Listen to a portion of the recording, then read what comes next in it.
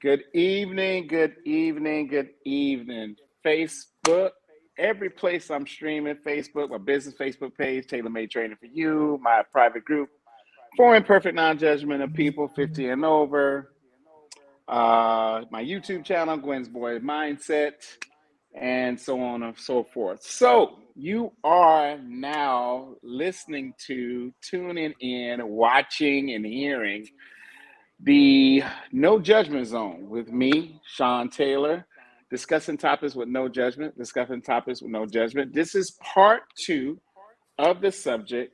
Sex shouldn't be taboo, so let's talk about it. I have two guests. I have the Brandon Lampley, my boy. I got him on here. And we have the lovely Miss Cheryl. She's on here too. So listen, everybody, before we dive into this thing, please keep an open mind. Again, listen to the title of the podcast.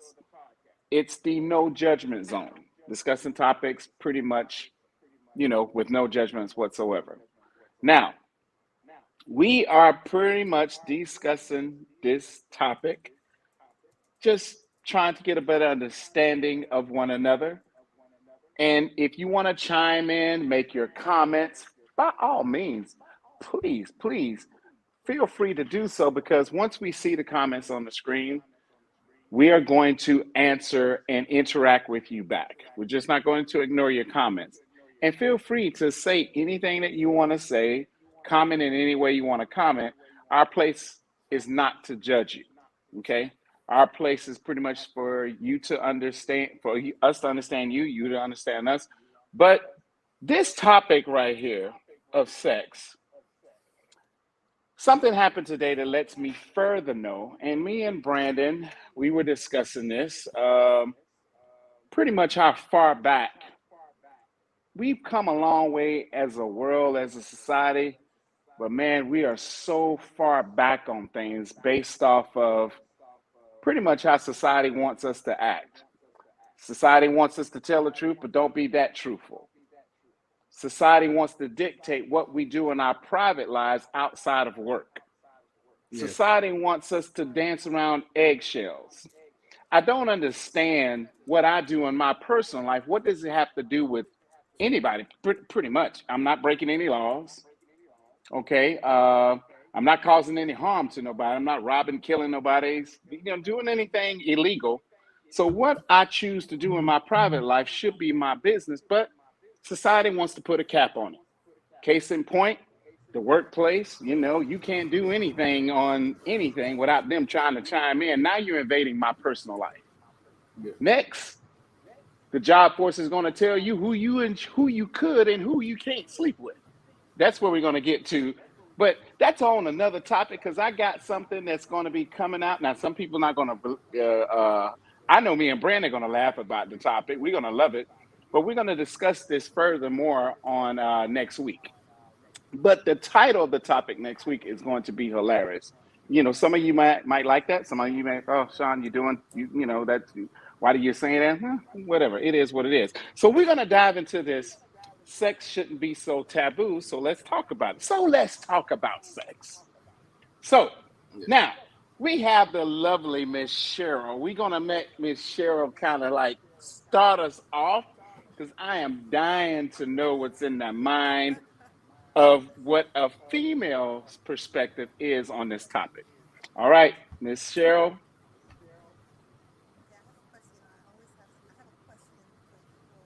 Oh, she really low. Can you hear her You fine? really low. Miss Cheryl, you really low.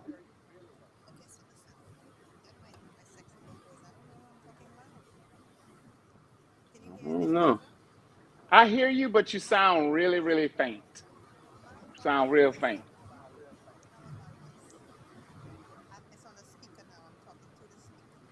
I don't know. She may need to get off that speaker. Yeah. Then I can't barely hear you if I get off the There speaker. you, Okay, so let's do this. Can you hear better? Oh, man, we that's hear you perfect. loud and perfect. That's Yeah, perfect right there.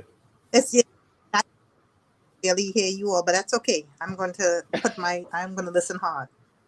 All right. Okay. Okay. So coming in on part two, correct? Yes, ma'am. So may I, before I pose, because I always have to start off with posing a question, right? Mhm. And before I pose this question, I would like a little bit of information as to what you all have, give me some ideas of some things that you all have already stated. Um, in the first segment, I pretty much talked about. I'm gonna just give you this. When a man and a woman pretty much gets together, and they have a sexual encounter, and after the sexual encounter, let's say, for instance, Miss Cheryl, the sex is horribly bad. I mean, it's terrible. Mm. They have sex. It sucks. It's horrendous, and no one discusses it. No one tells the other person like, "Hey, Yeah. it was pretty off. It wasn't that good." You know, Not or enjoyable. yes, not enjoyable. And That's a more eloquent way to put it. Mhm. No one discusses it. They just send the other person on their way, and that person just continues to have bad sex with these other people, but no one says anything. You both know, genders do it. Both yeah, genders don't say both anything. Men won't say nothing. Women men won't say won't say nothing. nothing, and women won't say anything, and that's part of, you know, why is sex so taboo. So let's just talk about it. People really get like kind of awkward when it comes to discussing sex. So that's something that you can kind of Right. segue into, Miss Cheryl. And I also saw that you all had some little topics when you sent me the original. It said like lazy. Hmm.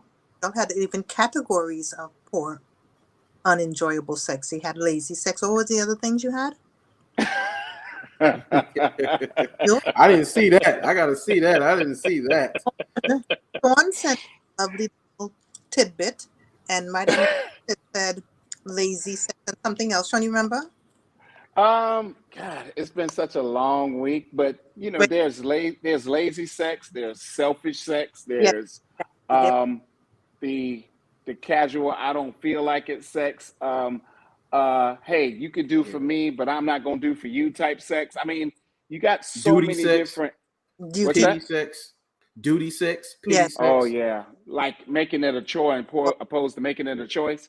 Yeah, yeah, Yeah. that type of sex too as well. All of it's out there. Now I can segue because because it has been so departmentalized or categorized based on um, the information that each of you have on Hmm. other, right? Because generally Right. saying that the sex was not enjoyable is basically you didn't enjoy the other person because generally you're not saying, well, you know what, I might have been a little off. Generally, that's not what it is because if you were a little off, it wouldn't be any issue for you to mention to your partner, hey, I was a little off last night, or so on and so Yeah. forth. So you don't have any problem if it's you, but when it's the other person, you don't want to hurt their feelings. So with that being said, my question is, how effectively do we communicate our needs and desires to our partners? Mm, And mm. what is effective? How do we go about effectively communicating? Like, what is that? Mm. Yeah. Yeah, you right about that. I can remember me. He's like, hey, babe, my stroke game was weak. I'm sorry. It is what it is. I'll make it up some other time. So men, can and people can admit that. But as far as telling the other person that you didn't have a good experience, that's hard to do. It's very hard to do, especially if this is somebody who's not a well, no, they say this is a casual encounter. If this is a casual encounter, for the most part, you're really not caring. Some people will care, but for the most part, you're not caring. So you're like, I'm not really dealing with this person on a regular basis anyway. Or if it's a one-off thing, it's whatever. If it's bad, it's bad. It's whatever. We did whatever. But an intimate partner, somebody who you are dealing with for a minute, especially if you know how they are, if you know they don't take criticism well, you're gonna be hard pressed to really criticize them about that. It's gonna be very hard to do so. So yes, Sean, you don't mind, right? I just No, I want to hear you. I want to hear you guys talk because I did a whole segment by myself without you guys. So on the first part, so I'm interested to Yeah. see what's in the minds of you and Brandon at this point. was So go at it. actually the answer that I would hear, and whether it doesn't matter what the topic is, actually, But that is a topic. Sex, of course, is generally a topic that's difficult from the time you're the age where they talk. I don't understand. I understand where they come up with these birds and these bees, but from the time they start to talk about the, your body changing and your body Yeah. experiencing different emotions and so on, it's even difficult for parents sometimes to be able to explain to their children without the children freaking out. Why we have to talk about that? Radio, the eel, all these other things you have to go through. So this is not a behavior that only happens when you're an adult. It actually begins when parents are teaching or showing children their own children. But have you all found that all that when you hear it in school, like if you ever had sexual education or economics or however they wanted to, I don't know if they do that anymore, but I remember back in the day um, that we had that in school, and I was able to learn more of that in school than I learned from my own parents or my siblings. Because even though we got to say we were ill, oh my gosh, and we were freaking out, and our head is on the table, we don't really want to listen. We're hearing and we're receiving the information. And even afterwards, then, you're with your peers and you would have some sort of a discussion off to the side. So by the time your parents, only thing you would hear from your parents would be don't do.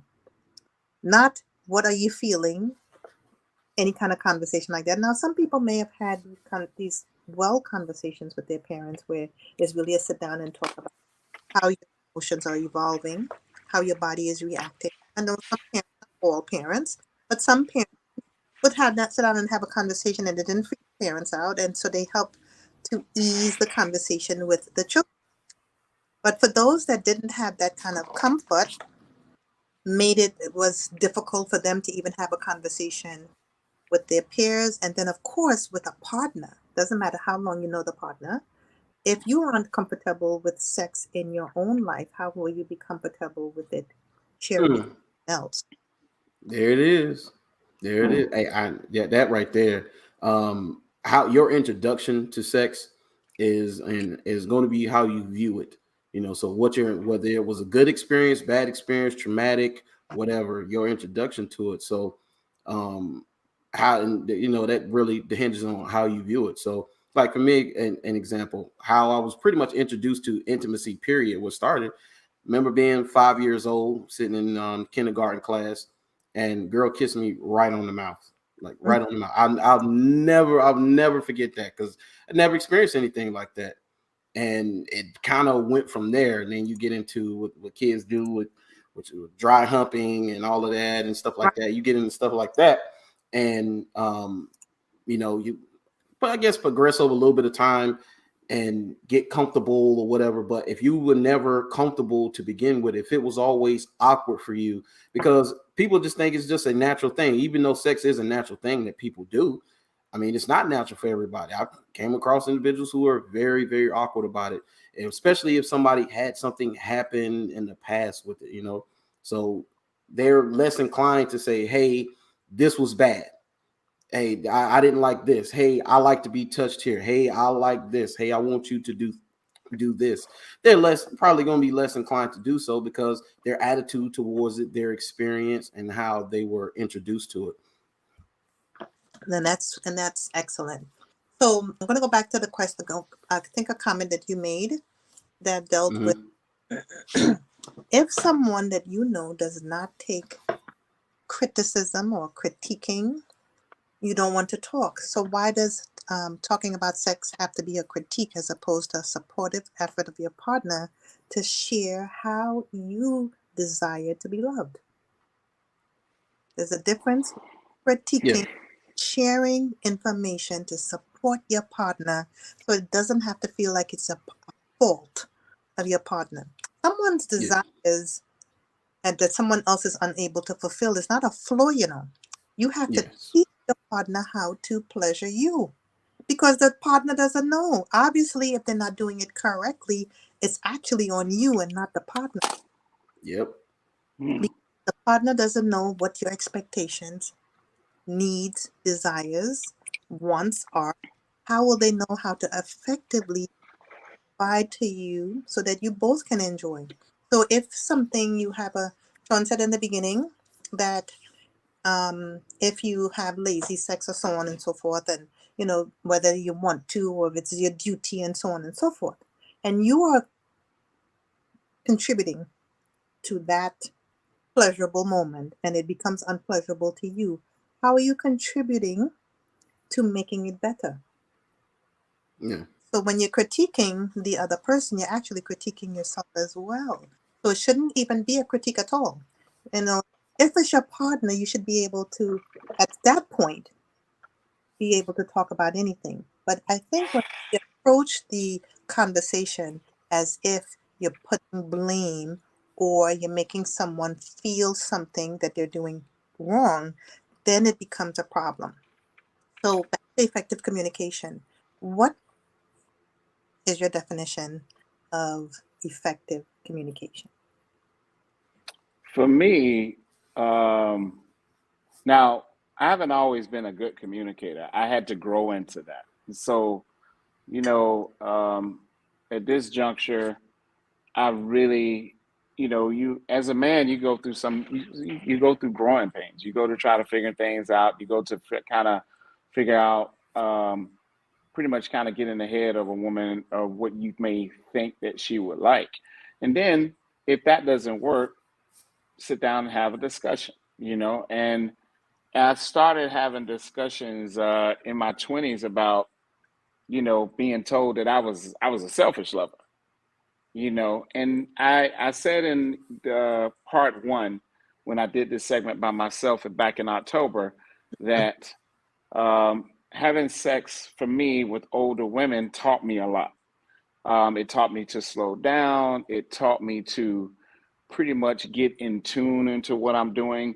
But how do I do that? I had a discussion with a woman, Mm-hmm. and she pretty much told me what I was not doing, and she pretty much told me what was pleasing to her and what was not pleasing to her. Like just going and rushing and taking care of myself and never pleasing her, that doesn't work. And a lot of women are in relationships and marriages that they are dealing with that on a daily basis. Mm-hmm. But my thing about it is that um, sometimes uh, for men, for a man, our egos, it's all about our egos when it comes to pretty much everything in our life, in our manly realm, so to speak. But we don't take the time to sit and kind of brush our ego to the side and listen to what the woman is telling us. Sex is never going to get better between a man and woman unless they start to communicate. Yeah. Unless they start to communicate effectively and efficiently on a regular basis about what each other want, what each other desire. A healthy relationship, sexual relationship to me, is when you're having these open discussions. But again, it's like Brandon said, and just like you said, Miss Cheryl, it's, not everybody is comfortable in that. But you have to be open minded and be willing to get comfortable in order for that sexual relationship to get better. And sex for a lot of people it's a very uncomfortable topic to talk about. Again, something may have happened in that person's past. We never know. A person may have been molested as a child. It's so many different things that you may have to work through and be patient with this person. Um, I, uh, I have a big. For me, I'm a realist. Uh, Sex for some people, they can kind some people can take it or leave it. Some people, there's a difference between people liking sex and loving sex. The comparisons are totally they're different. Their pleasure is different when a person just likes sex and when a person just loves sex. But you have to, if we don't have these open discussions with men and women coming together, it's never going to get better. But how do some people want to know, how do you kind of how do you segue into having that conversation without making your partner feel uncomfortable? And I feel as if it's the delivery. You know, Yeah. Absolutely. How it's the delivery, it's your tone, it's how you it's all about in your presentation that you gotta, and this is for both parties. You got to know that this person that you're having a sexual relationships with, or you're in a relationship with, that they're coming from a place of love. So you have to put your pride to the side, and you have to put your ego to the side, and open up your mind to pretty much receive what that person is actually giving to you. Because if a person loves you enough, they're gonna love you enough to have these open discussions with you in order for these things to get better. Because people like to push up under the rug that sex isn't important in a relationship. Sex is huge in a relationship, and to Yeah. downplay and act like it's not important, to me, you're kind of setting yourself up and you're kind of playing yourself, because it is important. Because if this is the only person you're going to have sex with for the rest of your life, that's a big deal. And Yes. so this is something that as men and women, we both have to be open-minded to be willing to discuss. And Michelle, you said something, and not critiquing them, Yeah. just pretty much telling them, hey, listen, I don't know if there's a disconnect. Um, is there something I'm doing wrong that you don't like or that makes you feel uncomfortable sexually? Let's just sit down and talk about it so we can both get on the same page. And, so it flows in the way that it should. But I, I think it's refreshing when a woman can tell a man what they like and what they don't like sexually, and vice versa, and it both be received, you know, from its proper place. Excellent. So that led me in. So that was I'm going to give you the condensed version of what you just said. Effective communication is all of that, right? It is sharing your ideas, your comments, knowing that they're heard by the people that you're speaking to, and that they're willing to be heard. It also means that you listen. You're able to listen and understand, take action on what the person is saying to you. So effective communication deals with sharing of each other's ideas. Now, hopefully, which is a lot of times people in general are doing this at the onset of a relationship, and as the relationship progresses, that should be a conversation in the beginning, not necessarily after the sex. Because if Mm. you start talking about, people say, I want you all to tell me, because I was part of the HIV community for 12 years, testing and counseling and so on. And a lot of the people that we encountered said, it just happened. In essence, sex just happened. I said, oh, so but Oh, really? so this is what people say. It just happened, right? The sex just Hmm. happened. Especially my college students, because we were having it at the colleges. And I said, so from the time, wherever you had it, from the time your genitalia got exposed, so before it did, to the time they were exposed so that the connection could be made, was anybody knocked out? I just want to know. I'm just curious. Yeah. Because that would be the only way it just happened, in absence of your mind, right? And so that means, a lot of times people will say that because they don't want to accept the responsibility for their actions, right? And so in Right. communicating, when we get together, because you have an eye for someone, you're thinking that you might be a good fit for someone, and so on. When you begin to communicate and share what you like, aren't we sharing all of it? Sometimes we stop because people feel like maybe it's too early in a relationship to discuss sex, right? But how is that determined? When is the time right? Isn't the time in the beginning to discuss it all? Because what if someone, you wait until later on and someone decides, I want to have a sexless relationship? And Mm. everyone's entitled to have their own value on what is determined for their relationships that they want in their lives. And if someone determines that they can have a fulfilled relationship without sexual intercourse, right? Without penetration, let me call it that. then that needs to be heard up front, and you're not waiting until now. Here we are in a very intimate moment, and then slap on you. Oh yeah, by the way, listen, this is as far we going. See all of this kissing. No, we're not going any further because I'm good. Matter of fact, this is my intercourse. You see this right here? Good for me. And that's unfair to your potential partner, because now you didn't give the Yeah. person a fair opportunity to make a decision as to whether they want to go any further. And we can't determine and define for someone what is important for them in a relationship. Hence, Yeah. effective communicating deals with active listening. Active listening is what, guys? What do you all feel is active listening? Well, active listening, not listening to respond, but listening to understand. Right. And how would somebody know you're actively listening? By you implementing whatever it is that you guys talked about. So if we talked about I don't like this and you're still doing that, oh, you're not active listening. Okay. Also making sure that if at the time that the person is speaking that you have somewhat, what kind of contact? How do they know if you're not speaking at the time? How do they know you're listening?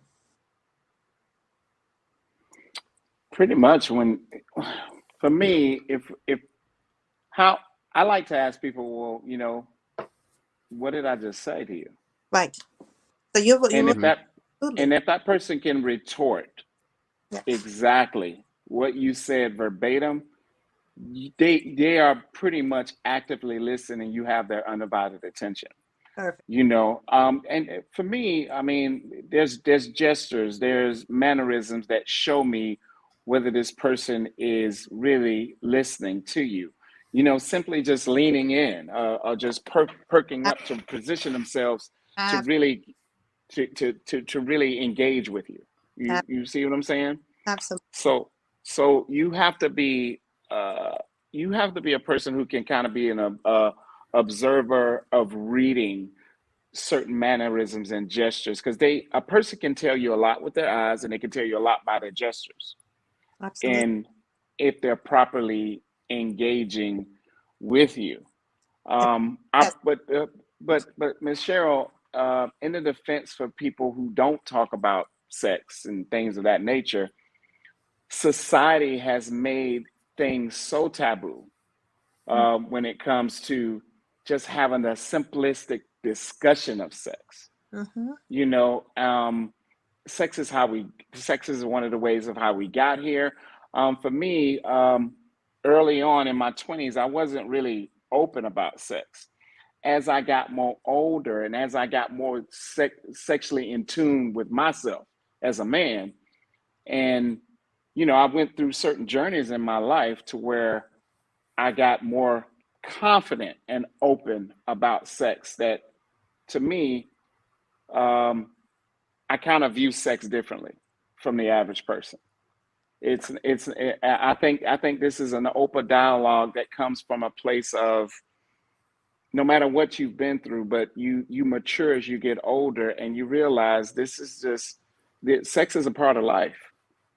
And if we do not have these discussions, and not just sexual discussions, just discussions period, when it comes to men and women, we can't get to a better place because we're not willing to have these discussions. But you said something. Well, Brandon answered your question. I mean, he answered it perfect. You know, just instead of listening to respond, you listen to pretty much to comprehend and understand. And Absolutely. once we get a comprehension and we get in a place of understanding, now we can move forward. But I agree with you 100%. Me, when I have I know there's a potential. I'm like, I'm interested in this person. The sexual conversation has to start at the beginning for me. Yeah. That's just for me. It's From the not beginning. gonna. I'm not gonna have sex and then talk about it. I'm like, no. Let me know. Even though, and I segue in. I said, listen. I just want to have this conversation. I'm not trying to get in your pants today, but I want to know what are your views on sex. And if there's a level of discomfort, I said, listen, we don't have to talk about it today, but but I would want to have this discussion if for future reference, because you put a man and a woman together, long enough, eventually something's going to go down. Let's just be real about that. So having that discussion in the beginning lets you know where that person's head is at. But they have to be 100% transparent with you, and you have to be 100% transparent with them. Because once you find out, now you get to make the decision, okay, is this going to be a right fit for me? Yeah. Because what if I'm a very sexual person and this person can take it or leave it? That's not going to work. I learned after my first failed marriage that compatibility is paramount. It is huge in Yeah. all facets and aspect, in every capacity when it comes to the dealings with a man and a woman. So having these talks in the beginning, especially sexual talk, you can feel out that compatibility. And if you're a sexual person and you're with somebody who's not sexual, to me, that's just going to lead to problems. So it's good to have these discussions before things fester into something else. I want to go back to something Cheryl said. She worked with the HIV community, and they said, well, it just happened. I noticed that attitude, especially amongst women mostly, where I've seen where they kind of just we have this attitude where sex is something that's done to women, not done with women. So they'll kind of have that attitude. Like I have a friend, and she had recently gone through a breakup, and we talking about. I was like, well, I say you wasted time. You wasted your time. This guy was not going to marry you. None of that. So you wasted time. And I said, well, what is your goals? Do you want to be married? Do you want to have children? And she was kind of like, she's like, yeah. She was like, yeah, I want to. She's like, well, whichever comes first. I said, huh? What you mean? Whichever comes first? What do you mean? You mean you're going to choose to have a kid first? She was like, whatever happens first. It's like she's on this impression like, oh, it's just going to happen. Like she's not going to choose to lay down and have a kid before she gets married. When she said that threw me off. I'm like, how do you have, how this is a choice. You're choosing to do this. And that attitude right there is why things have become one of the reasons it's become taboo. Because think about it. As a society, on paper, we're monogamous, especially in America. But we know that ain't the case. And it's never been the case. It's just something they parade around, especially if you are religious. But me and you talked about this, Sean. We talking about taboo, but some of the most sexually free people that I know have been in the church. Boy, look at here, man. You know what? Hey, man, listen. You know what, man? Hey, Brandon, you really want to go there? So, because I mean, No. you speaking gospel truth on that. And that's the thing that I refuse to conform and transform my mental way of thinking to where society, because the hypocrisy of society is bad. It's ridiculous. It's society is, to me, from what I've seen in 52 years, is that I find out it is a huge lie. Yeah. It's and there's people not being 100% transparent, but it's a huge, it's like a huge facade. What's a breath of fresh air when you can really have a discussion on any topic with somebody and you get true transparency, you get true honesty, you don't get them dancing around it and things of that nature. It is what it is. We're never going to get better in no area if we don't speak the truth without taking the sensitivity out of it. Yeah. Truth has no sensitivity. When you think about truth, there's no sensitivity in truth. There's no sensitivity in truth. It is one of those things that the truth is always going to help. It's never going to hurt. There's growth that comes from truth. There's change that comes from truth. There's power that comes from truth. There's reality that comes from truth. So something that was created for us, we are afraid and petrified to talk about. And If you're married, you listen to this. If you have a girlfriend or boyfriend listening to this, if you are not having these conversations, you need to have these conversations. But Ms. Cheryl, just like you said, we have it's all about we don't want to critique in a negative way, in a malicious way. We want to critique in a way of love and to help. You know, for me, I've been in a situation where I'm just gonna put it out there. I love sex, but I've been in situations where people they kind of like it. That never worked. It and the reality of that is never going to work. And you have to face that reality, and now you have to make a decision. You know, and that's not pretty much crossing your T's and dotting your I's, Miss Cheryl, by not having those discussions up front. And Miss Cheryl, every time I found out that person just liked it and I loved it, guess what I didn't do, Miss Cheryl? I didn't have that conversation up front. Right. And Yeah. everything that you all are saying, let's not forget how we get to this place because of the societal norms that we've been indoctrinated into. They kind of come from all of these conversations to begin with, right? Depending on what cultural, what environment, what neighborhood, and all of these. That's all of Conditioning and programming. absolutely right. And Right. we've contributed to the norms as well, right? Because some Right. Yes, we have. you've gotten into, let's say you come to a little group of people and they are all pretty cool and you can say anything with them. And all it takes is one person to say, oh my God, you feel like that now. Boom, shut down. Nobody wants to talk anymore because now feelings have just been antagonized. You've been made to feel foolish. You've been, now you don't want to share because now somebody's laughing, ha ha, look at you. You feel like that. And so what happens is a lot of times, and in what I do on a regular basis, the reason why effective communication is so important at all times, they have 9 skills that I share with people, and we share as part of our methodology. One, of course, I mentioned active listening, right? Of course, and Brandon defined that exception. He even ran into some other things. So, and Sean, you did as well. Nonverbal communication, right? Nonverbal, body language. Yeah. Asking questions, right? Because when you're talking with one another, you have to ask questions. You're asking questions. Okay, what are your thoughts? What are your feelings on sex? This is everything you need to know about the Witcher season. Uh-oh, was that me? What is that? Oh no, that was some background noise over here with me. Um. I silence it. Okay, being clear being clear about what it is you're saying. Yeah. Being empathic, right? These are the skills that lead to effective communication.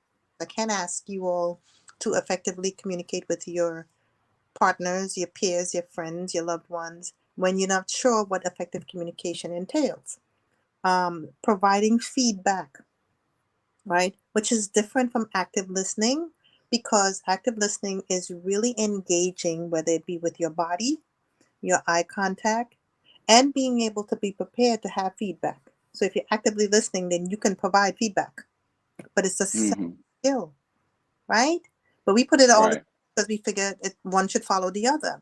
Clarifying and summarizing, that's a skill. Clarifying and summarizing, so making sure that I understand what you said, you make sure you understand what I said. Period. Yeah. Right? And the last, it's not the only skill, but the 9 main ones is develop trust and rapport with your partner. So this should be happening in the very beginning, because how do you develop trust and rapport unless you're sharing with one another? Putting it out there, putting your cards on the table. What is going to happen if what actually happens if I'm very sensitive to this word critique, mainly because I deal with people who have been, and I don't like that word either because we're not vehicles, but broken. Their spirit is broken, their heart is broken, their motivation, everything is broken. And the reason why it's broken mainly is because at some point in time did not support. So when I'm sharing something with someone, let's say it is maybe their decision-making skills are low, or they don't have enough, they don't have the proper reasoning to make good decisions. So instead of saying this word, okay, so let me critique what you just said. Originally, that word right there, it sends people on the defense. So Yeah. help explain or share some supportive ideas on what you just said or what it is I'm thinking. So that's why I kind of use the word share your support on your feelings about things. Because if you're telling someone this, I'm going to critique you on this sexual encounter we just had. What? Wait, what? I was taking a test. What's happening? Yeah. And so it's not that, right? It's supposed to be something. As see, some people, especially when you're not sure where their background is, they may have this fantasy of this loving, very romantic, blah blah blah, and others may not have a crash course in listen, in, out, done, right? Yeah. Someone's love and to any sexual act and someone's liking might be on the same plane depending on where they're coming from. We have to be very careful in prejudging or making any judgments on what someone's take on something is, right? You allow them to, you say what you feel, and you allow them to tell you what they feel, and then that way what you're doing is sharing what each other needs. You're sharing your needs, you're sharing your desires, and you're Yeah. asking for some mutual agreement here. You might end up having a fun conversation. Sex does not have, it only is what you make of it. So yes, it is probably taboo based on someone else's background, but it could be super fun. It depends on you, and both of you have said it, on the presentation, right? Especially Right. with someone that um, is very afraid to talk about this thing or very defensive. Don't present them like if they have to put any defenses up, and then it won't be none. You know what they say? Don't start none, it won't be none, right? Yeah. Yeah. Oh Right. yeah. Oh Is yeah. So treat your go ahead, Miss Sarah. I'm sorry, treat your partner, especially in that area, with kid gloves, and then you wouldn't have any issues. Anytime I can tell somebody that, at least I can try to tell someone, I really do not like you as a person because you're not a nice person. You don't treat people well, you talk very loud and so on and so forth without cussing.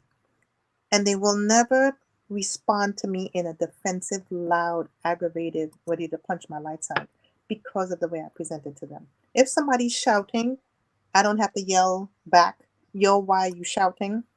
Excuse me, sir, do you mind if you could lower your volume a little bit because I'm really trying to do something? So on and so forth. It's always in our presentation when we're trying to get a point across. Now, that doesn't mean it always will work, but it will always keep you on the line where someone can respond to you effectively. You have to first be effective in when you're communicating, and in return, it gives everyone the opportunity to respond back in kind. So I shouldn't just walk in the house and be like, "Hey, yo, last night that reverse cowgirl was uninspired. I need more enthusiasm than that, baby. I'm sorry." Exactly, Mr. Brown. Right. That will scare somebody off. You know what I'm Yeah. saying? Especially if someone already feels uncomfortable with the topic. Ease them Yeah. into it. I mean, sex, again, as we talked about how it was introduced to us originally or whatever damaging, some people may have had wonderful experiences and then had one damaging one, and it made them forget about all the good things that they've ever had. Yeah. We don't know people's experiences. They come from a multitude of different areas, right?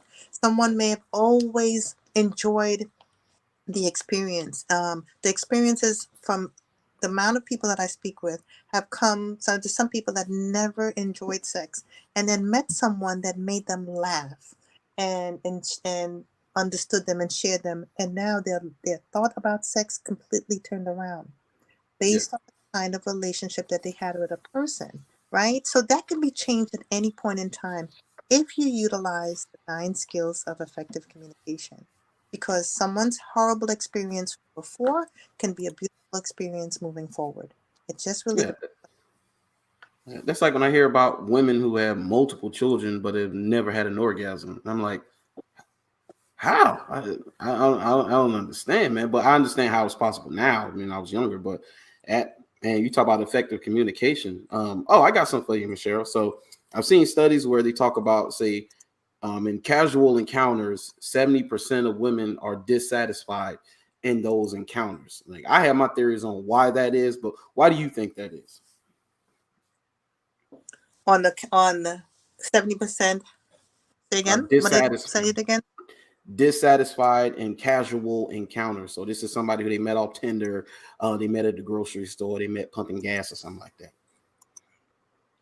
Well, I think because in general, I take everything back to the basis of my wellness or our emotional wellness.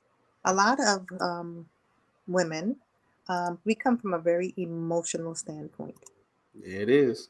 Okay, and it's not that men don't have emotions, of course, because I have a lot of male clients as well, right? And their situations always go back to our emotions anyway. I mean, as human beings, we operate from emotions and behaviors, thoughts, emotions, and behaviors. And they all interact with one another. Thoughts and emotions, thoughts and behaviors, emotions and behaviors. It's very interactive, and that's how we function. And now our emotions, with especially when it comes to something like that, are a little bit different. I mean, we may be looking for some tenderness, some affection, gentleness, and so on and so forth, where the emotion from the man may be something different. And it still could be different too, because there's some women that may listen, I don't need all of that affection and attention and talking. Yeah. And it can go both ways, of course. But if they viewed the women like that, and then the number was so high, I just know as a woman, the affection and the emotional standpoint always takes precedence. Yeah. Oh yeah, yeah. I agree with that totally. Is that, that emotional connection? That's why I think cheating is viewed worse in women. Both are bad, but it's viewed worse in women than it is with men, because with men it's just a kill. It's just me out. Hey, I'm just trying to get my rocks off. But as far as for women, she builds an emotional connection with this guy most times, and really feels like, for whatever reason, at a certain point, that he's superior to the guy that she's with. So that emotional connection is important. And then in casual encounters, so we understand that, they talk about hypergamy and women always looking for a better, bigger, better deal. And so that lends women to going after the top percentage of men.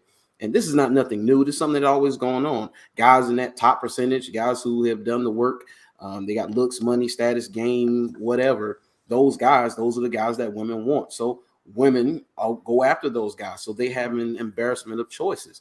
So when he has choice, I mean, him sexually satisfying you is the least thing on his mind, because you got a chick that's coming over next day, the day after that, and the day after that. So when you deal with those type of guys, I mean, your sexual satisfaction is the last thing on his mind. But I mean, I know women pay attention to that, but yeah. It's so funny. I don't know if you all have seen or heard of this. It's a little, I'm going to call it a sitcom, but Married Without Sight. Like they get married, they have conversations in a room, and you meet someone and they get married, and they see the person after they agree to the marriage, and then moving forward, it's like a little. I'll go after those guys. So they haven't. And moving forward, what happens? They then get to know each other, right? So what if you took away all the status, all of the things, and you just have to meet the person, minus the status, minus the money, the cost, and all of these other things? Wouldn't it be right back to where we started? We would definitely still need effective communication, because if those things are what you're going for, it's not going to contribute to the sex at all. I've spoken to many people that have, that's not what makes the relationship arrive at an enjoyable level. It's the connection that we make in the communication. That's what makes it enjoyable, right? So if someone never spoke and decided to have sex, they wouldn't enjoy it anyway. Yeah. Because some conversation has to happen. Yeah. Conversation has to happen. So if you were to meet and You both looked beautiful, and you knew some information on paper, but you could not talk about all the information was there minus what their sexual desires or needs were. And you decided, you know what, based on the information I like the information that I'm seeing on this paper here. So we're gonna do this. And then there's no talking before, during, or after. But you will have a feeling. How would you be able to even enjoy anything if you couldn't communicate what you needed, even during? Yeah. You have to communicate with one another at all times, right? And it wouldn't really matter if the person was, gonna hard to speak to or had anything happening to them beforehand. You have to trust that we are adults. We have to trust that who you are, and you have to allow the person to be who they are. And once you come to that understanding, then you can have a conversation. Right? Despite whatever anybody has been through, they still have to make a decision whether they move forward in anything that. And in order for them to move forward, they have to deal with whatever trauma that may have happened that is causing them to be very flinchy about, one, the conversation, and two, the act. So if they can't even have the conversation, you can't expect an act to come out of it. Yeah. For whatever reason. So, yeah, Sean, did you on the last show? Did you talk about foreplay? I'm sorry, Miss Cheryl, you were saying something else? Nope, that was it. Okay.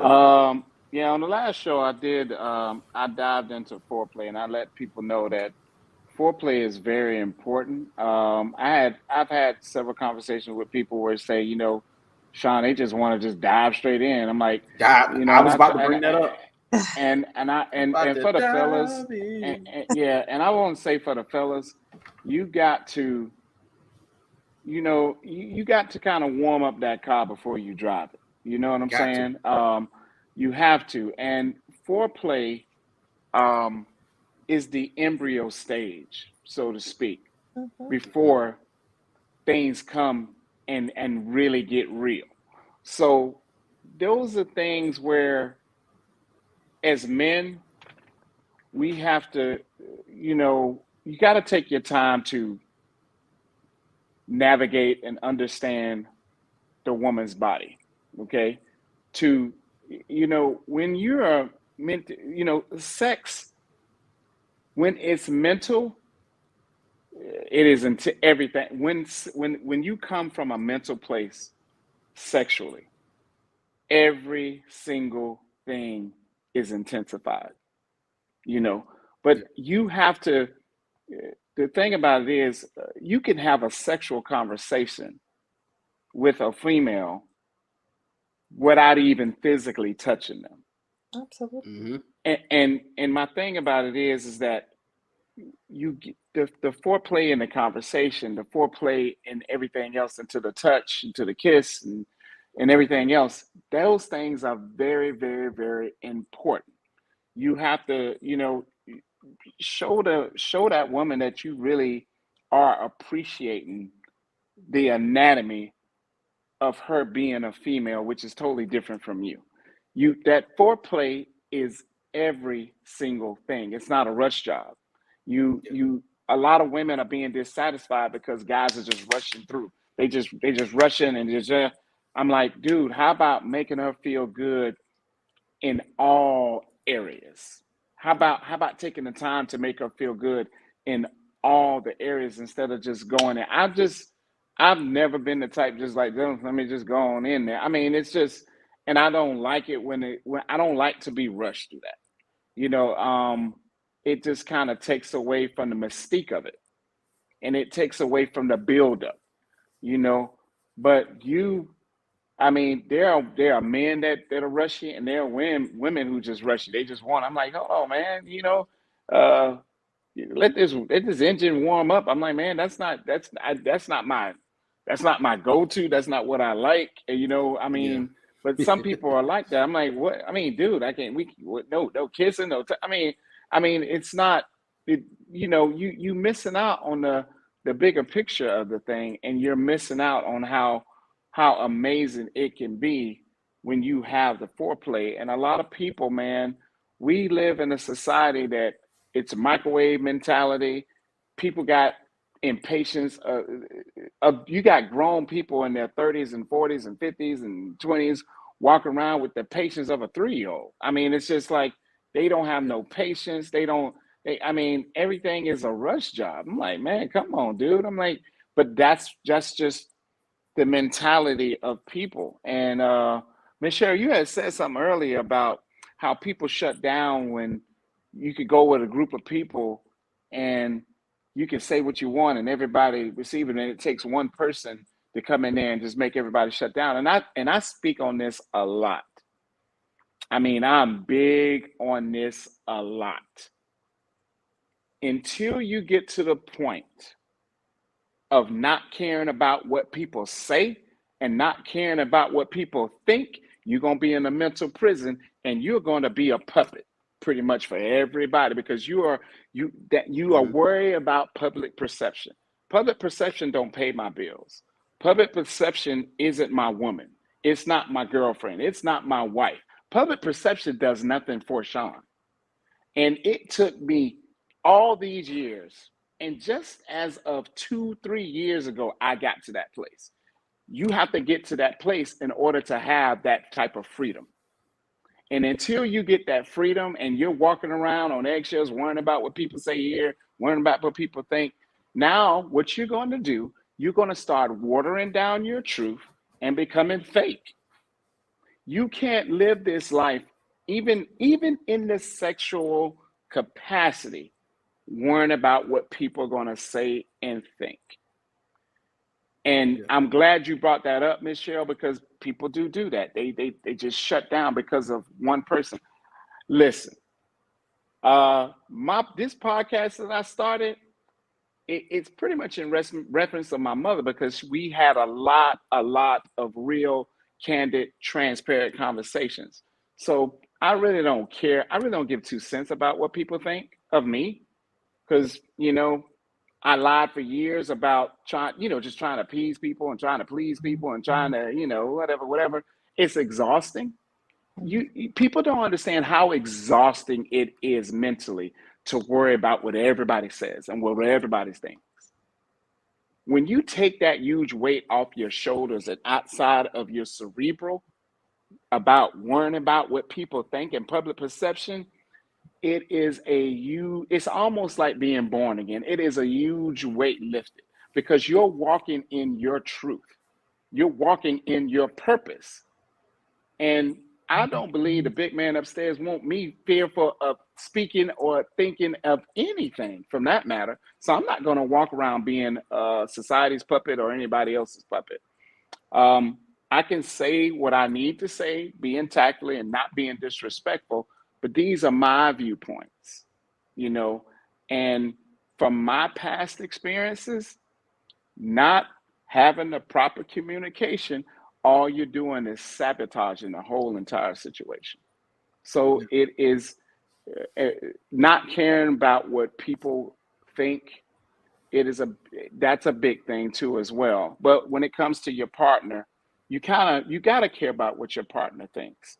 But you guys got to kind of meet people. You got to meet your partners. You got to meet each other in the middle. And as far that foreplay thing is, people are getting lazy in pretty much every area, especially sex. People are getting lazy in that too as well. And I'm like, it all depends on you. You just got to be mindful of who you choose to go to that distance with when it comes to getting sexually involved. That's just my take. Yeah, your responsibility is, like Michelle said, that's on you. Even if the world in general is becoming lazy towards it, about what you accept. Mm-hmm. Are you going to accept the lazy doodle, or are you going to tell them, hey, you need to get the stroke game up? I mean, what are you going to do? Right. Are you just going to accept it? Yeah. Right. And what truth is, I think, essential. Sean, you just mentioned that society's always going to there's always going to be contributions to society, especially as this world begins to grow, and not only in its epidemic stages, but as it continues to grow in its technological stages. we have to find out where our walk in this life is, and that's knowing yourself. And once you do that, then everything will continue to exist around you. You don't exist around it. So you have Wow. to know your own truth in order to survive in this growing technological epidemic filled world.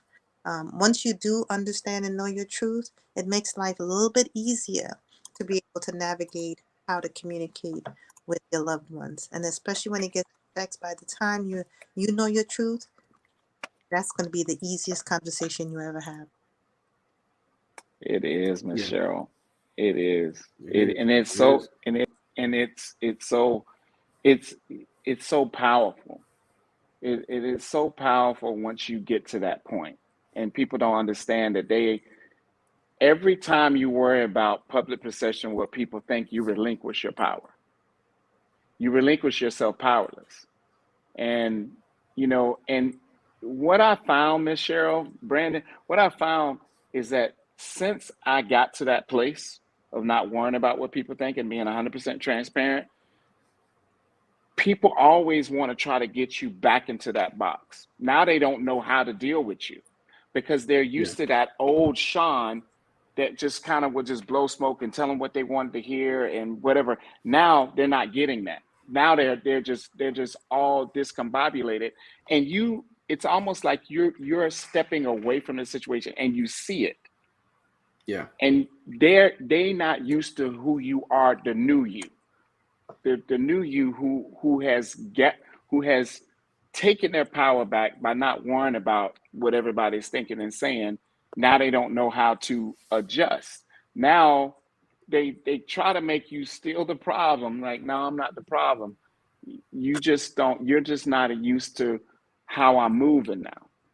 So Yeah. ironically, you are the problem, and I refuse to go back to that old guy who worried about what everybody thought and worried about what everybody said and trying to please everybody, because it doesn't work. So true growth comes from truth, and true growth comes from just being just transparent and not living your life based off of public perception.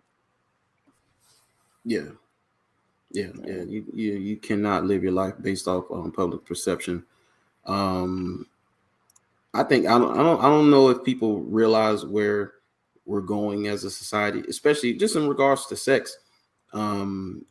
It's a movie called Demolition Man with Sylvester Stallone, and they have a scene in there where the lady's like, we're getting ready to have sex, and it's basically digital, like it's a like a virtual reality experience.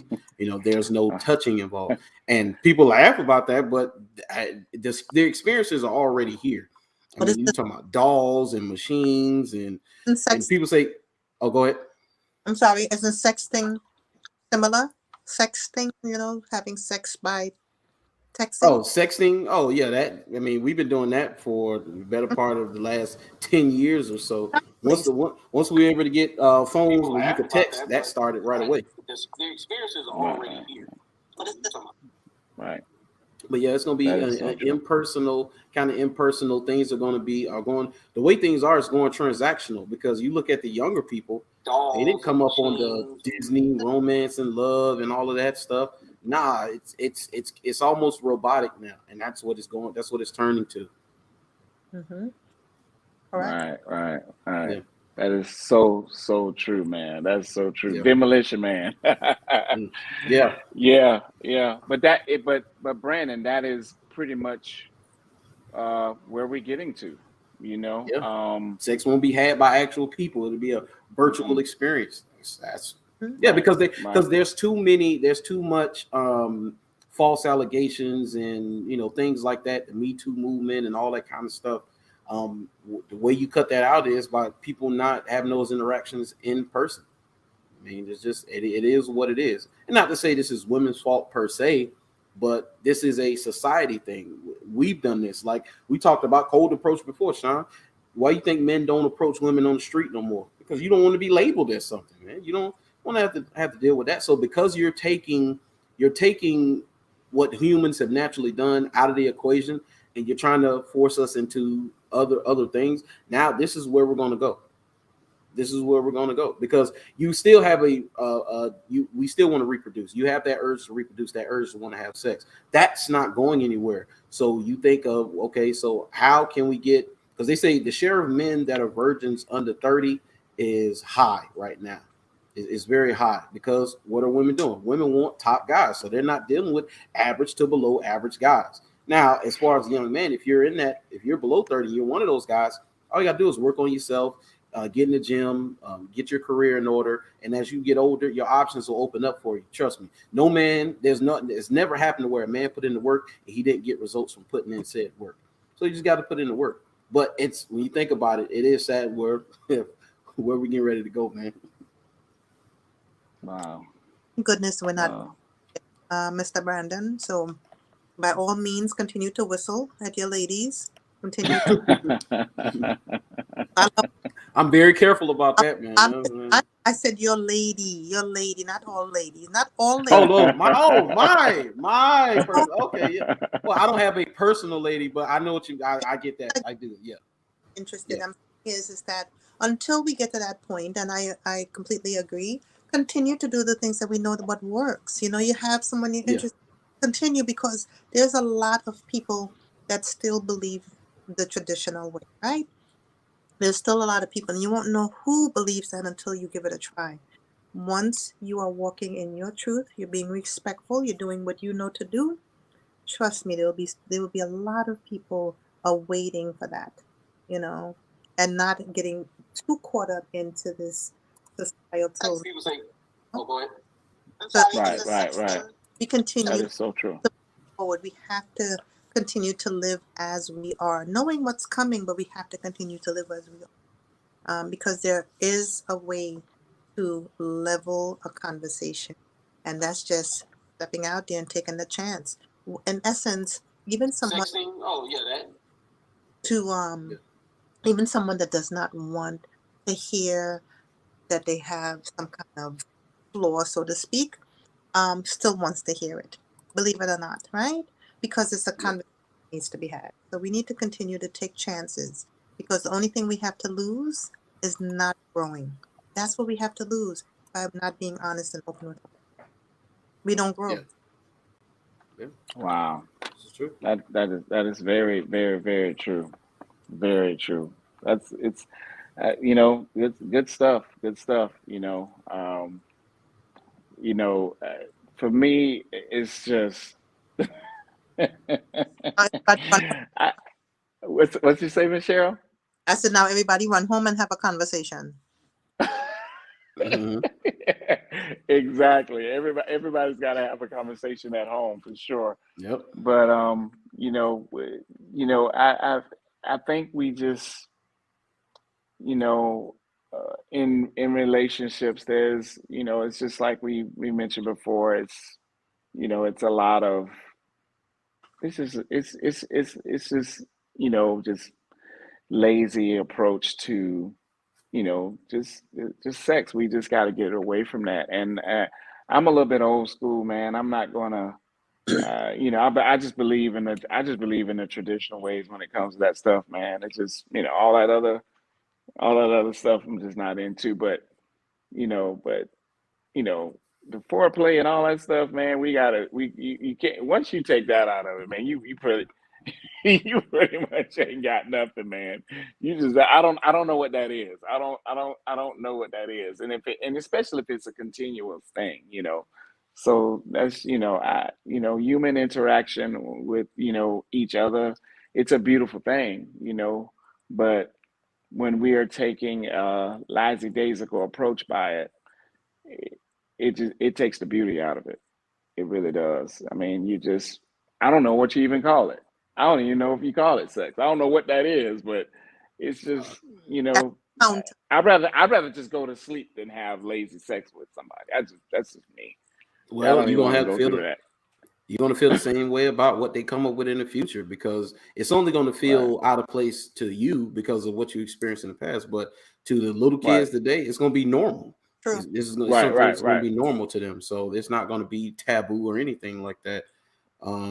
But you're right about as far as foreplay. I mean, men love the cat mouse game.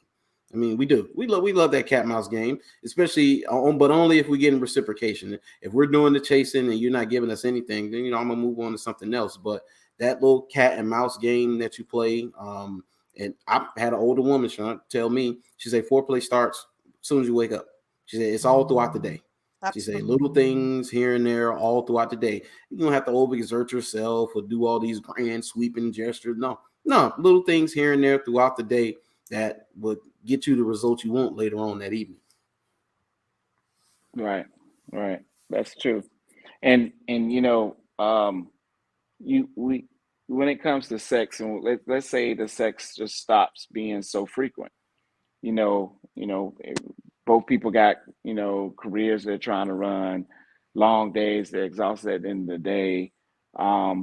You can't use those things as an excuse all the time, because you're going to have to do those things for a while, pretty much until you retire. So is that going to be the excuse every day, every week, every month, every year? I mean, because if we're not engaging, sexually ever, it's not, that's not necessarily a good thing. And I tell women all the time, sex isn't a want for men, it's a need. Yeah. And a lot of women can't understand that dynamic of why it's a need, and they're a lot of women are fixated that it's a want. Like it's a need. It's not a want, it's a need. And if it's your man, it's definitely a necessity, because he feels as if, that's one of the ways he can be as closely intertwined with you within that moment. So it's about the sex, but it's not about the sex, but again, to love a man is to take the time and the patience to understand him, and vice versa. Yeah. It works on both ends. The disconnect is that no one wants to take the time, and no one has the patience to truly understand one another, to truly get one another, so we can be better together.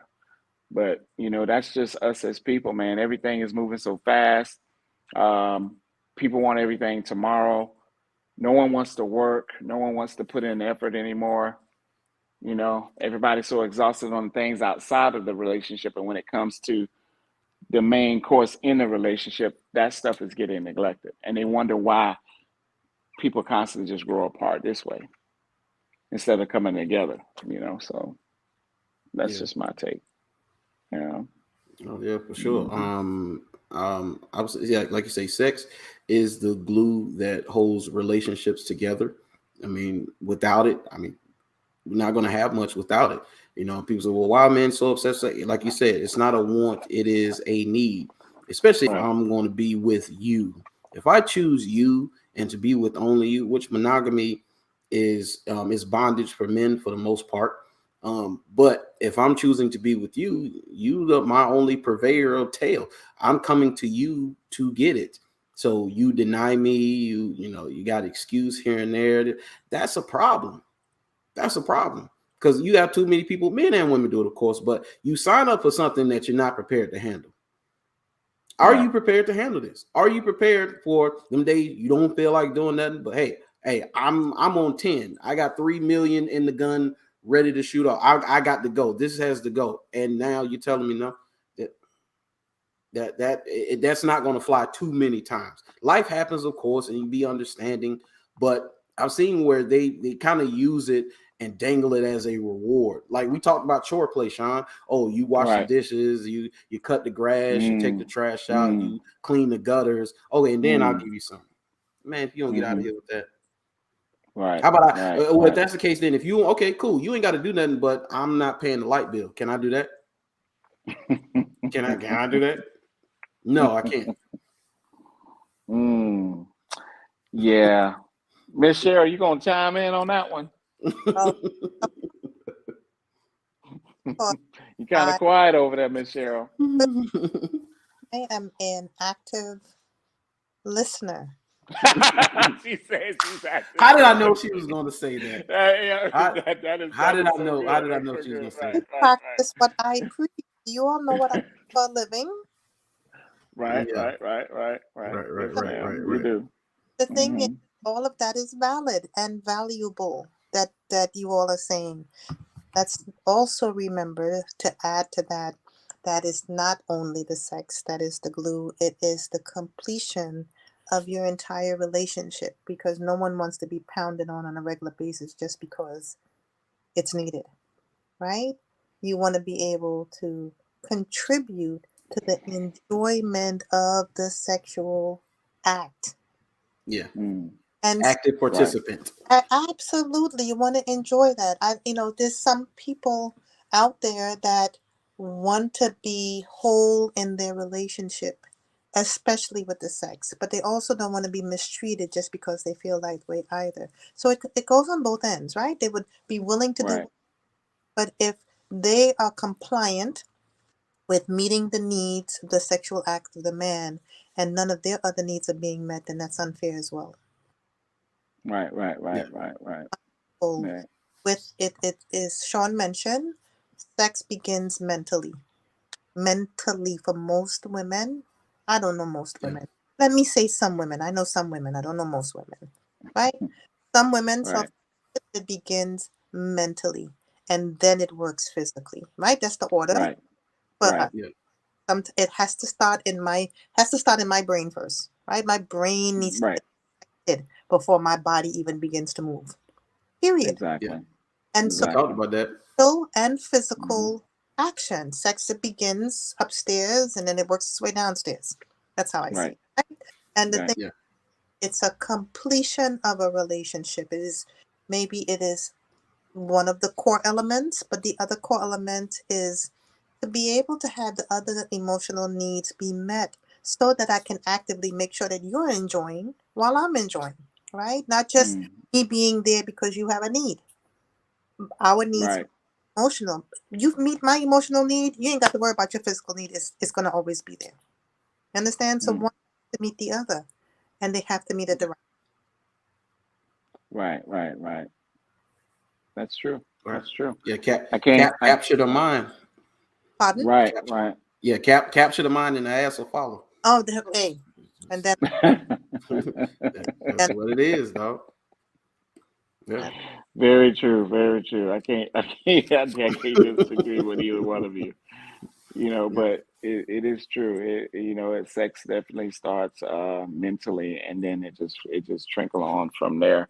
And sometimes a lot of us men we are forgetting to you know, we have our women, and we just because we have them, we forget to date them, we forget to compliment them, we forget to just flirt with them, touch them, and I mean, you can do things where Tease. sex isn't even involved. You can flirt through text. You can flirt through text throughout the day. I mean, there's different things that you can do to just keep that fire and that spark there you know. Um, but we also have to be mindful of you have some people who once they get comfortable with some people, they stop doing what off. it took to get them. Mm, So we have to. And I heard a preacher say years ago in my 20s. He said, just because you're with somebody doesn't mean that you're necessarily going to have them for the rest of your life. mm. Yeah. You have to make sure that what you did to get them, you have to continuously. It's work. To It's keep it's continu it's continuous work. On both ends. And sometimes we just we become complacent. Yeah. yeah, Yeah, Yeah. Yeah. We do. and you don't never want to get once you get comfortable, complacency is easy to settle it's easy to set in you know Yeah. because you're in a place of comfort, and then you go to you're only having sex maybe once every 2 weeks, or only on anniversary, or your birthday, or Christmas, or New Year's. I mean, you're only on special occasions. Rough. Yeah, and yeah, and Yeah. I don't, and these things are facts. These things are true. I've actually had conversations with people. That's how they live their life. They only have sex on special occasions, Yeah. and I guess they're both content with that. You know, I can't live my life like that. I just can't do it. I mean, I'll just be alone. I mean, mine as well. I mean, it's like, what's the point? If we're I only mean, having sex on a month, on the once a year when we have married or something like that.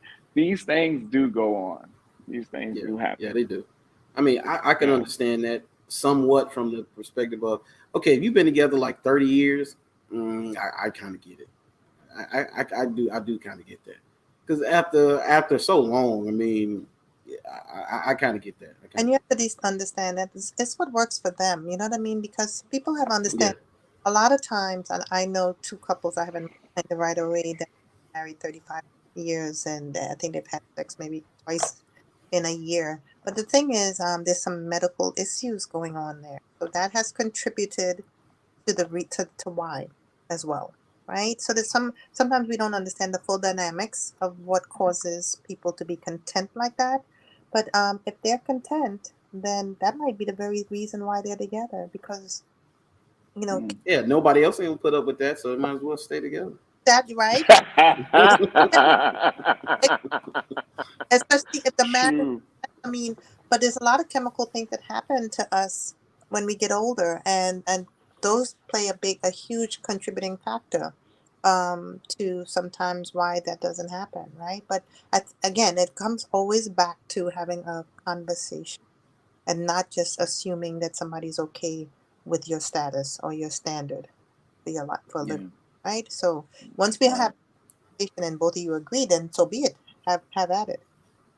But if Right. Yeah, you can't expect somebody Hmm. with that kind of nonsense, knowing that you have an active partner and then you suddenly decide, well, sorry, I'm cutting it off. You know what I mean? So Right. yeah, Right. Right. yeah. That's true. Well, that's true. Well, this was good. it So was, we're going to Miss Cheryl. Thanks for coming on, Brandon. Thanks as always. So we're going to go around with our final thoughts. So Miss Cheryl, since you're the lady ay, ay, in the ay, group tonight, what pressure. is your huh? I said, what pressure? Hey, you've done good thus far, so you're good. So what's your final thought on this? Once realize that we have a person of interest that we are willing to put forth the effort, then we have to take the chances, because in all instances, you never know what's going to be worth it until you take a chance. So have a Mm, conversation, share your truth, walk in your truth, and allow an opportunity to either have an excellent relationship or walk away until you find the next excellent relationship. mm, very good, very Mm, good. mm, mm. Mm. Yeah. Brandon? Um,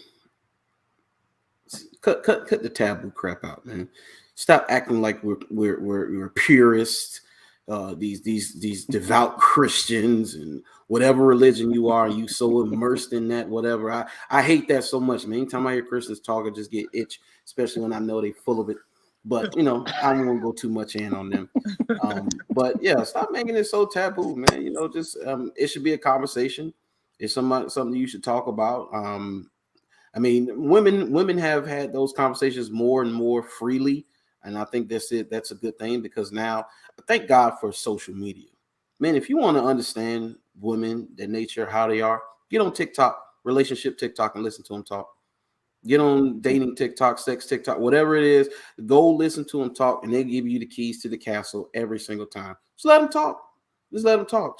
Let them talk. If you want to have a conversation, if sex is a conversation, let them talk. They're gonna reveal it all. Just let them talk. Mm, good, good. My final thoughts.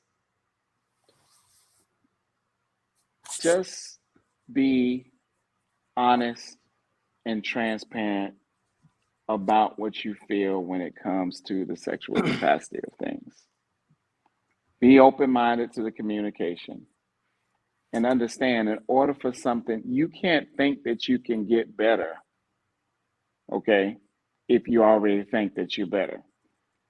And you just got to be open-minded for communication to make your sex life better.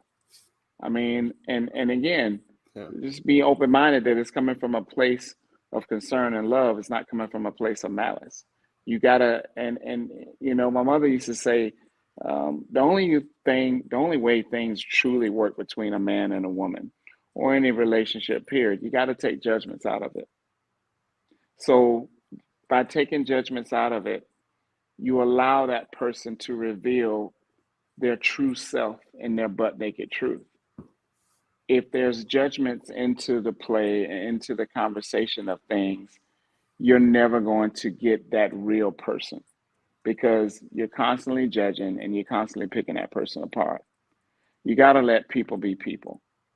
And if a situation isn't something where it's going to be compatible for you sexually, then you may have to totally reevaluate the situation that you're in.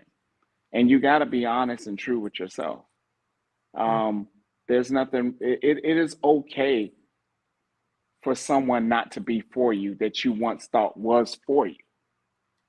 You know, you can go in with uh, the most positive thoughts, and man, I never met somebody like this, and blah blah blah blah. And then when it get down to the brass tactics of things, you find out that this person is not for you. Okay, and we have to be open. You have to be open minded to where your sexual gauge is. If you and this is something I'm like, you know, we got to be real, and we have to be in the reality realms of things. If you love sex and that person kind of likes it, you have to reevaluate that situation and be like, you know what, that's not going to work for me. And you have to be honest with yourself, and then you have to be honest with them. It's like, listen, this is nothing personal. You kind of like sex. I like everything it entails. You only like maybe one or two parts of it. That's not going to work for me. I like oral sex and you don't do it. Come on. Now this is the thing Yeah. that this is the thing that bothers with me with people. If you are sexually, I mean, you're just a sexual person, and this person doesn't like oral sex, period. And you know you like that, you need that, you love that, you have to be honest with yourself and be like, this is not going to work long term for me. And when you dress that to that person, they cannot get mad opposed to something that they don't like to do. They have to be woman enough or man enough to be like, you know what, I'm not giving that to you. And that's not going to make a person, a person's not going to be really happy with that. And that's always going to be a problem. Because why? This person loves it and you just kind of like it. That's not going to work, because relationships have ended over those things. You know, contrary to what people believe, that is the reality. And we have to start living in reality opposed to a false reality, because we don't want to hurt this person's feelings. You got to have those uncomfortable conversations in order for growth to take place. Now, if this person is willing to make a change and be like, you know what, I'm going to give you what you need because I don't want to lose you, then that changes the dynamics. But if they don't care, then you got to move on, because that person is in a place that we need to find somebody who matches them sexually. You know, somebody who like, okay, we ain't got to do that. We can just do it, you know, missionary style, and that's it. And just, you know, go to bed or whatever. You let that person find what matches them, and you go find what matches you. And there's nothing wrong with that. It is okay for somebody you thought that was going to be that one, and they turn out not to be that one. It's okay to it's okay to part ways. There's nothing wrong with it. You're not going to be looked down upon because you thought something that I guess that you thought that was for you, and you realize once after a while, because time reveals everything, and once it's unveiled, you're like, she is not the one for me, or he is not the one for me, and then you have to move on. It's called being an adult, and this is called being true to thyself. To thyself be true. That's my final thoughts. So this was great. Yep. Nice. Good Wonderful. Yep. talk. Oh, Yeah, it was good. Miss Cheryl, Yeah. thanks for coming again. Your insight is always good. You always challenge our thinking, and we definitely appreciate it. thank you. So Appreciate you. yeah, you two have a good night. So we went over more than I wanted to, but it was so good I didn't want to stop the flow. You want to So stop? I just Yeah. wanted, I didn't want to stop the flow. I wanted everybody to get it out, and and it was good. It was good. It was definitely good. Yeah. So Miss Cheryl, be Holidays. good. I will. Mr. Brandon, take Yeah. Say that again. happy holidays and take care. Oh, you take care. Take care. Yeah, happy holidays, Miss Cheryl. All right, Brandon, we'll talk. We'll have a one-off probably sometime tomorrow.